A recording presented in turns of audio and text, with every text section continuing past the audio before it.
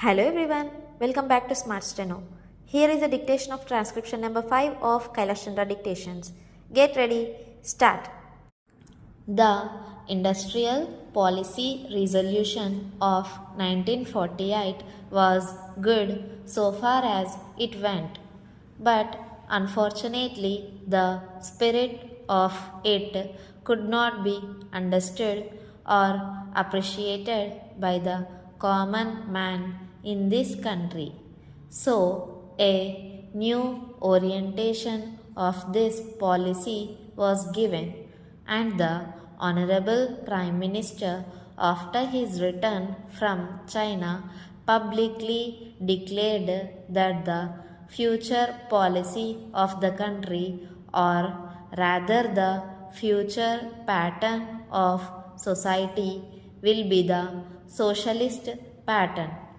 That was further emphasized by the resolution passed at the Avadi session of the Congress and later reiterated by Sri Debar, President of the Indian National Congress. I am very glad to say that the spirit of it has been caught by the nation today. If I may say so, the nation has taken up the challenge for securing the socialist pattern of society.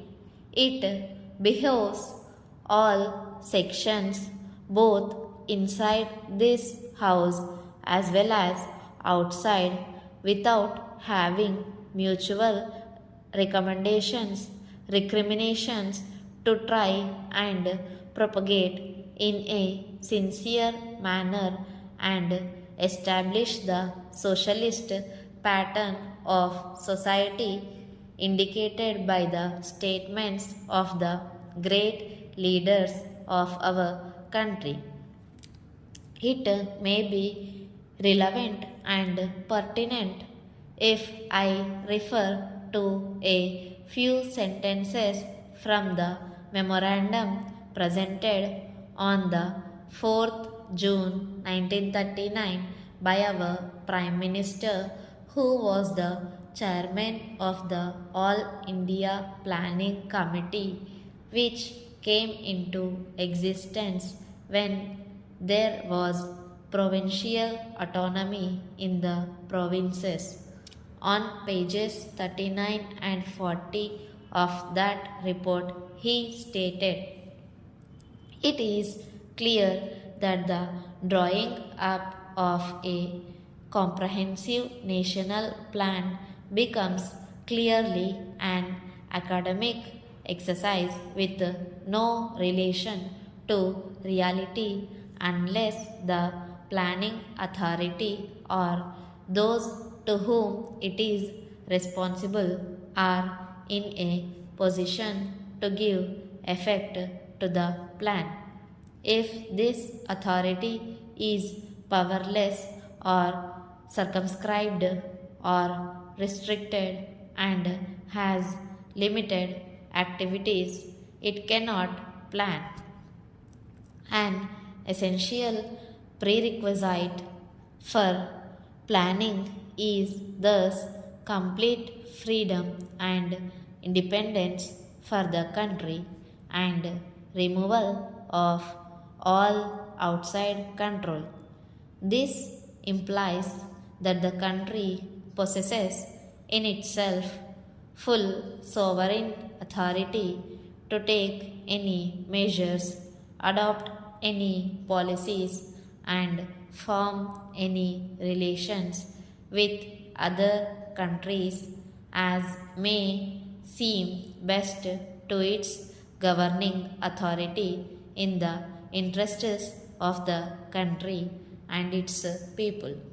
National independence is thus an indispensable preliminary for taking all the steps that might be found necessary for carrying out the 5-year plan in all its various aspects throughout the whole country.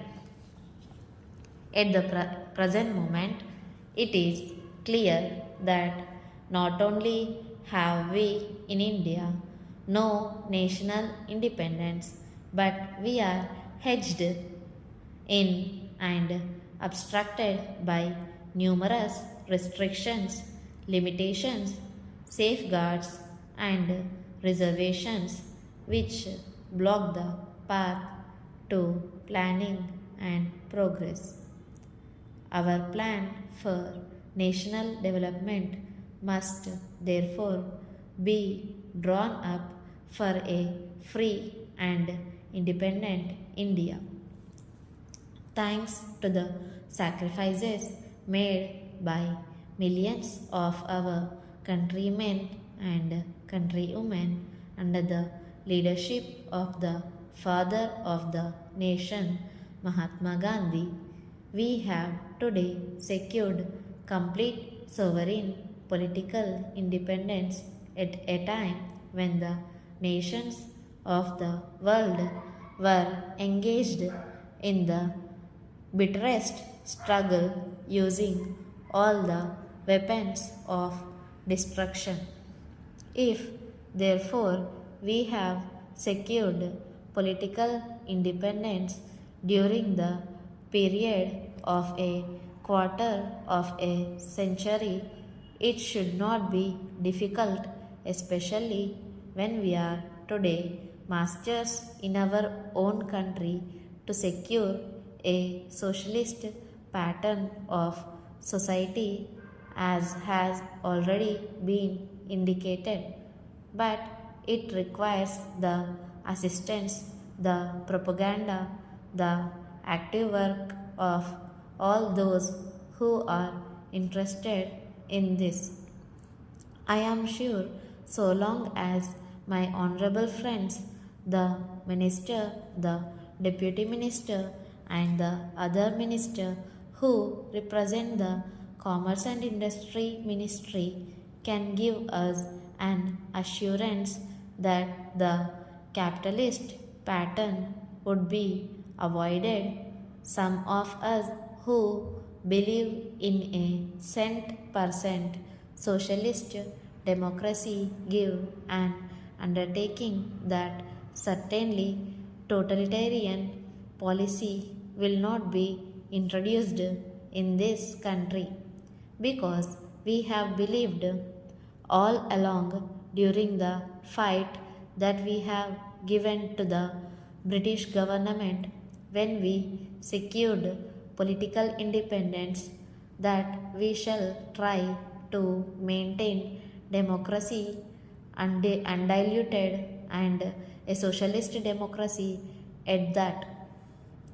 I am absolutely certain that in this country of ours, liberty of thought, liberty of speech, and liberty of action will be guaranteed to every citizen to express his views in the manner he pleases. I therefore assure my honorable friend that so long as we do not, in the garb of a socialistic pattern, support a capitalist system, India will stand 100% for a socialist democracy. Now, luckily for us, the fundamental rights of the Constitution have declared that a citizen would be assured of many of the social amenities which will give reasonable comfort from the womb to the grave. But mere enunciation, as I have said many times, will not satisfy the common man unless the saying is put into effect. I am absolutely certain, therefore, that so long as there is a determination on the part of our countrymen, we will be in a position to secure a socialist pattern of society. It is not even possible to draw up a plan on any other basis. Thank you for watching. Subscribe for more shorthand dictations. Like and share this dictation with your friends and comment your doubts below.